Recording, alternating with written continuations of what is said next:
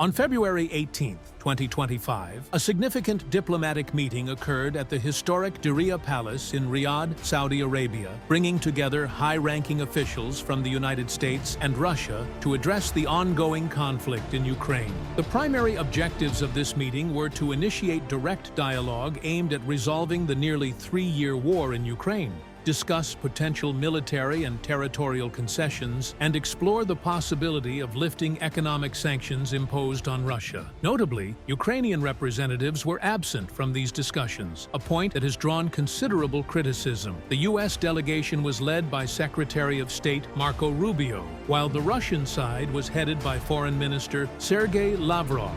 Over the course of 4 hours, the two parties agreed to establish teams focused on restoring embassy operations and supporting future peace negotiations involving Ukraine. This development marks the most significant dialogue between the U.S. and Russia since the onset of hostilities in Ukraine in 2022. However, the exclusion of Ukraine from these talks has been a contentious issue. President Donald Trump suggested that Ukraine should have made territorial concessions to prevent the war, a stance that has been met with controversy and criticism. Ukrainian President Volodymyr Zelensky emphasized the necessity of including Ukraine in any peace negotiations, expressing concerns over being sidelined in these critical discussions. European leaders have also voiced apprehension regarding the US's approach, fearing it could undermine transatlantic alliances and European security. The Riyadh meeting signifies a potential shift in international relations, with the world closely monitoring the outcomes of these high-stakes negotiations.